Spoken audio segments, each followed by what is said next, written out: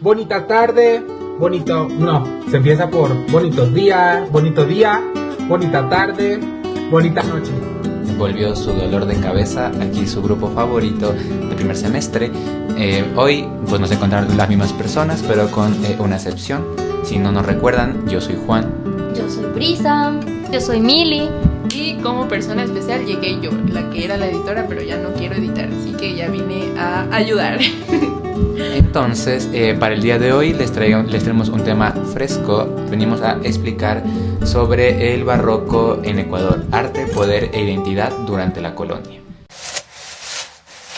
Muchas veces pensamos que el arte solamente es como algo visual, pero las obras también cuentan historias sobre la sociedad, la religión, la economía y las relaciones de poder de una época. Por eso, estudiar el barroco ecuatoriano nos permite entender cómo era la vida durante el periodo colonial. En este episodio analizaremos cómo llegó el barroco al territorio ecuatoriano, porque fue importante para la construcción cultural del país y cómo se mezclaron las influencias europeas con los conocimientos y tradiciones indígenas que ya teníamos desde antes. Porque el barroco en Ecuador no fue una simple copia del arte europeo, sino más bien una expresión propia que nació de una sociedad muy diversa. Bueno, pues aquí entra lo que ya estábamos como que practicando, que era que el barroco se encuentra en las iglesias, en el centro histórico.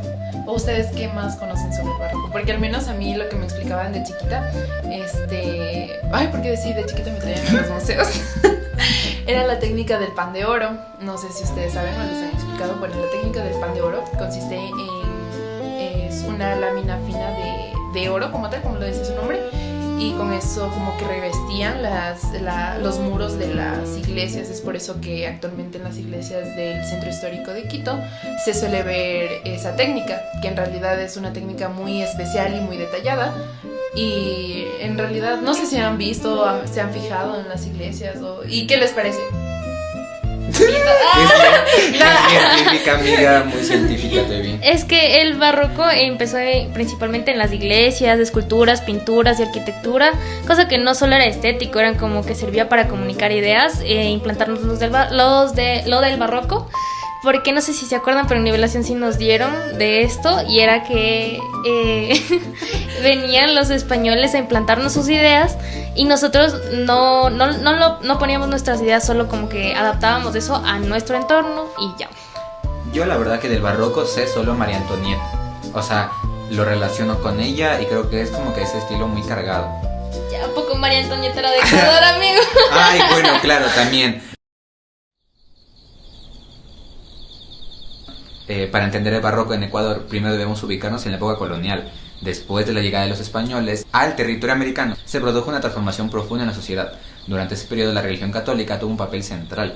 La iglesia buscaba transmitir sus creencias y utilizó el arte como una herramienta para enseñar historias religiosas y fortalecer su presencia. Y esto pues obvio, porque sabíamos que si ni los españoles sabían leer, peor los indígenas. Entonces la única forma de transmitir era pues con imágenes. Y qué mejor que una imagen muy cargada.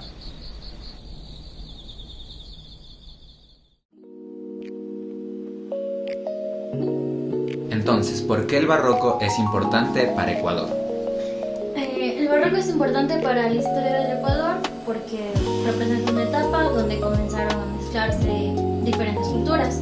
Los artistas indígenas y mestizos participaron en creación de muchas obras, incorporando técnicas europeas con elementos propios de su identidad. Esto dio origen a expresiones artísticas únicas, donde podemos observar una combinación entre símbolos religiosos europeos y formas de representación locales. Además, el barroco nos permite analizar también las desigualdades que podíamos visualizar en la época colonial, porque aunque el arte era una forma de expresión, también reflejaba la organización social del momento. Por ejemplo, no vas a comparar la vestimenta de una persona de la alta sociedad, que va a ser muy cargada, los vestidos muy grandes, a comparación de una persona, por decir, de la servidumbre, que su vestimenta incluso era un poco más sencilla, por así decirlo, ya por no decir que era como por Dios era. Y también cabe recalcar que las iglesias y grandes construcciones mostraban el poder económico y religioso de ciertos grupos, mientras que muchos artistas indígenas aportaban su conocimiento sin recibir siempre el mismo reconocimiento.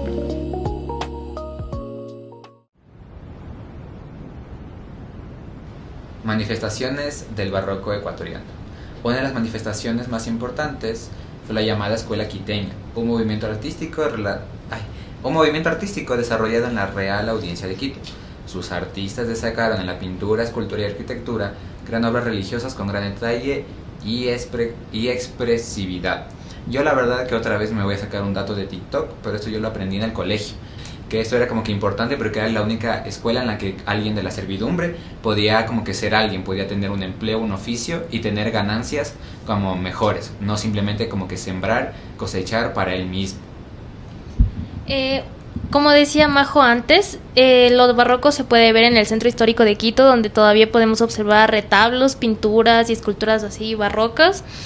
Estos espacios son una muestra de cómo el arte fue utilizado para transmitir creencias, pero también representar la historia de la sociedad ecuatoriana y la mezcla cultural que ocurrió durante la colonia.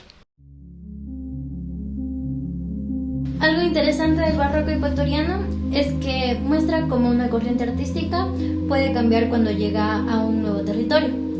Aunque sus bases venían de Europa, los artistas locales incorporaron sus propias experiencias materiales y formas de interpretar el mundo. Por eso podemos decir que el barroco ecuatoriano es un ejemplo de mestizaje cultural. Bueno, y también cabe recalcar que esta mezcla se puede ver, se puede observar en detalles de las obras, en la decoración y en la manera en que se representan ciertos personajes y símbolos. Por ejemplo, no sé si han notado en la iglesia de la Basílica se ve algo muy cargado, es una iglesia con estilo gótico, si mal no estoy, ¿verdad? Gótico. Ajá, pero si nos fijamos, los animales, como normalmente suelen ser en las iglesias góticas, suelen ser gárgolas y todo ese tipo. Soy una gárgola. Lo siento. ¿Qué estaba diciendo? Las gárgolas. Ok, perdón. Por ejemplo, en otros países, en otras iglesias, lo que se representa es con gárgolas, como ya dije, murciélagos. Pero en la iglesia de la Basílica están representadas con animales ecuatorianos, como podemos diferenciar varios, como, no sé, un cóndor, una tortuga, y eso que son representativas de Ecuador. Y bueno, el arte barroco nos ayuda a comprender que la identidad ecuatoriana se construyó a partir del encuentro de diferentes culturas, aunque también dentro de un contexto marcado por la colonización. Y bueno, como ya les dije, les vuelvo a repetir, también la iglesia de la Basílica nos demuestra esta mezcla y esta adaptación que tuvieron tanto los colonizadores como los indígenas al mezclar como tal, al hacer el mestizaje de estas dos culturas. Entonces, ¿por qué debemos estudiar el barroco actualmente? Porque no solamente hablamos de pinturas o edificios antiguos, hablamos de una parte de nuestra historia que explica cómo se formaron muchas tradiciones culturales del Ecuador. El barroco nos deja una enseñanza, que es que el arte guarda memoria. Cada obra representa una época, sus creencias, sus conflictos y las personas que participaron en su creación. Y también, como ya les había dicho, nos mostró la unión de diferentes culturas y dejó un legado que todavía podemos observar en nuestro país, incluso siendo patrimonio del mundo. De la humanidad. Bueno, yo quiero agradecerles por acompañarnos en este episodio, pero antes de que se vaya lo mejor que pueden encontrar en este curso, queremos hacer una preguntita. Y bueno, les queremos comentar sobre alguna anécdota que hayamos tenido en el centro histórico. Y bueno, como aquí también hay una amiga foránea que nos cuente unas amigas foráneas que nos cuente cómo fue su primera vez en el centro histórico de Quito. Es que una vez estábamos Brisa y yo en el centro histórico porque teníamos que ir a hacer una actividad de campo con David mismo. Y de la nada se nos acercó un señor a decirnos que cumplamos un reto. Ajá, el Esmeraldas Man. Y nos vino a decir que cumplamos un reto, que desde ahora vamos a ser puntuales. Y la Brisa, sí. Y desde entonces llega más tarde, creo. Ya no llega a clase. Señora. Ya, mamá de esta niña, por favor. Ya está repitiendo, Brisa, ya, chao. Y la Brisa toda quemada ni hablaba. Parece gatito. Brisa, defiéndete. Sí. Cerrado.